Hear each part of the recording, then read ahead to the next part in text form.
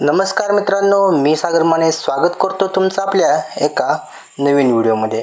मित्रांनो, मुख्यमंत्री माझी बहीण लाडकी योजनेच्या अंमलबजावणीमध्ये अजून बरेचसे बदल करण्यात आलेले आहे। मित्रांनो, हे बदल नेमके काय काय आहेत हे मी तुम्हाला आजच्या व्हिडिओमध्ये सांगणार आहोत व त्याबद्दलचा जो GR आहे तो GR आलेला आहे। चला तर मग पाहूया तो GR काय आहे। मित्रांनो, मुख्यमंत्री माझी लाडकी बहीण या योजनेच्या अंमलबजावणीमध्ये सुधारणेसह व्याप्ती वाढवण्याबाबतचा जो GR आहे तो दिनांक 12 जुलै 2024 रोजी म्हणजे आज आलेला आहे। ह्याचा जो थेट शासन निर्णय आहे तो आपण पाहूया। त्यामध्ये मुख्यमंत्री माझी लाडकी बहीण या योजनेच्या अंमलबजावणी प्रभावीपणे व सुलभतेने होण्यासाठी खालील बाबींची स्पष्टता करण्यात येऊन त्यास मान्यता देण्यात येत आहे। यामध्ये कुटुंबाची जी व्याख्या आहे ती कुटुंब याचा अर्थ पती पत्नी आणि त्यांची अविवाहित मुले किंवा मुली। त्यातला 2 नंबरचा जो पॉईंट आहे तो नवविवाहित महिलेच्या बाबतीत तिचे नाव रेशन कार्डवर लगेच लावणे शक्य होत नाही। त्यामुळे विवाह नोंदणी प्रमाणपत्र असलेल्या अशा नवविवाहित महिलेच्या पतीचे रेशन कार्ड हे उत्पन्नाचा दाखला म्हणून ग्राह्य धरण्यात यावा। म्हणजे ज्यांच्याकडे विवाह नोंदणी प्रमाणपत्र आहे अशांना रेशन कार्डची सुद्धा आवश्यकता नाही। परराज्यात जन्म झालेल्या व ती सध्या महाराष्ट्रात वास्तव्यात असलेल्या त्या महिलेने महाराष्ट्रातील अधिवास असणाऱ्या पुरुषाबरोबर विवाह केला असेल तर अशा बाबतीत त्यांच्या पतीचे जन्म दाखला किंवा शाळा सोडल्याचे प्रमाणपत्र किंवा अधिवास प्रमाणपत्र ग्राह्य धरण्यात येते। याशिवाय महिलेच्या पतीचे 15 वर्षापूर्वीचे रेशन कार्ड व 15 वर्षापूर्वीचे मतदान कार्ड देखील ग्राह्य धरण्यात यावे। 4था पॉईंट आहे सदर योजनेचा लाभ घेण्यासाठी पोस्टातील बँक खाते ग्राह्य धरण्यात यावे। योजनेच्या ऑफलाईन अर्जावरील लाभार्थी महिलेच्या फोटोचा फोटो काढून तो ऑनलाईन अर्ज दाखल करण्यासाठी ग्राह्य धरण्यात यावा।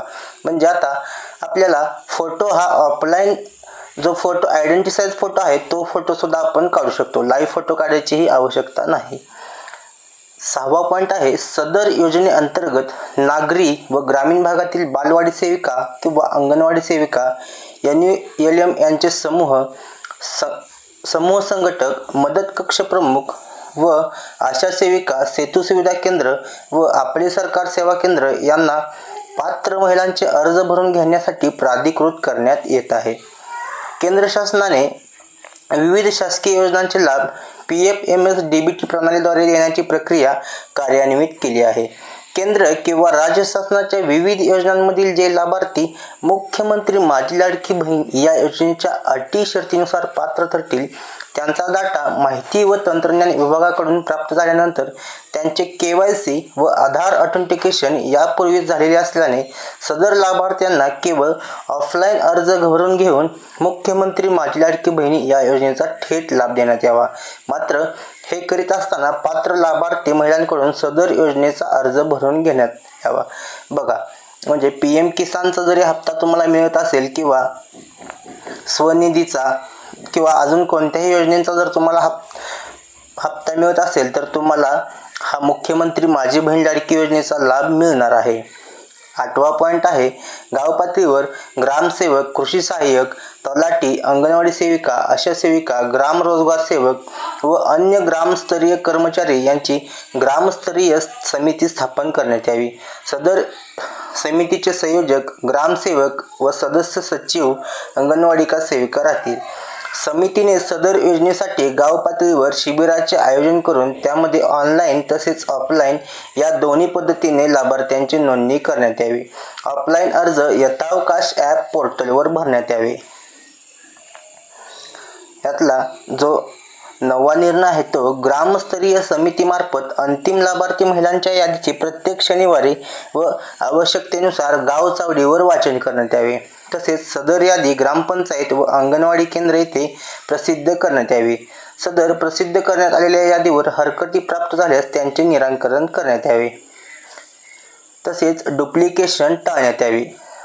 यातला जो 10वा पॉईंट आहे तो शासन निर्णय दिनांक 5/7/2024 अन्वये मुख्यमंत्री माझी लाडकी बहीण या योजनेच्या अंमलबजावणीसाठी अ+ व ब वर्ग महानगरपालिकांमध्ये वार्डस्तरीय संरचना असल्याने या महानगरपालिका क्षेत्राकरिता तालुकास्तरीय समितीऐवजी वार्डस्तरीय समिती गठीत करण्यात आली आहे।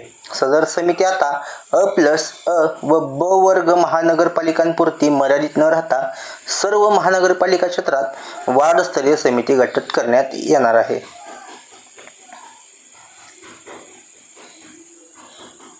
आता यामध्ये बघा 11 पॉईंट आहे, तालुका किंवा वार्डस्तरीय समितीमार्फत पात्र लाभार्थ्यांची निवड करून लाभार्थ्यांची अंतिम यादी प्रसिद्ध करावी।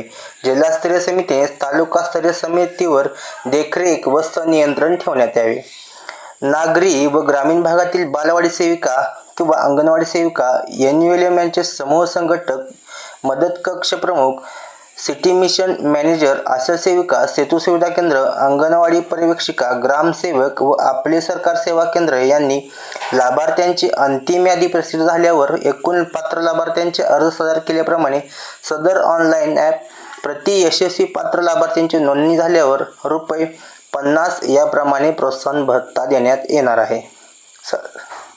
सदर शासन निर्णय हा 11/7/2000 रोजीच्या मंत्रिमंडळ बैठकीच्या घेतलेल्या निर्णयानुसार निर्गमित करण्यात येणार आहे। मित्रांनो, अशा प्रकारे आपल्या मुख्यमंत्री माझी बहीण लाडकी योजनेमध्ये बरेचसे बदल करण्यात आलेले आहेत। बघा आता मित्रांनो, रेशन कार्डमध्ये नाव नसेल तर तुम्हाला पतीचे रेशन कार्ड हे चालणार आहे।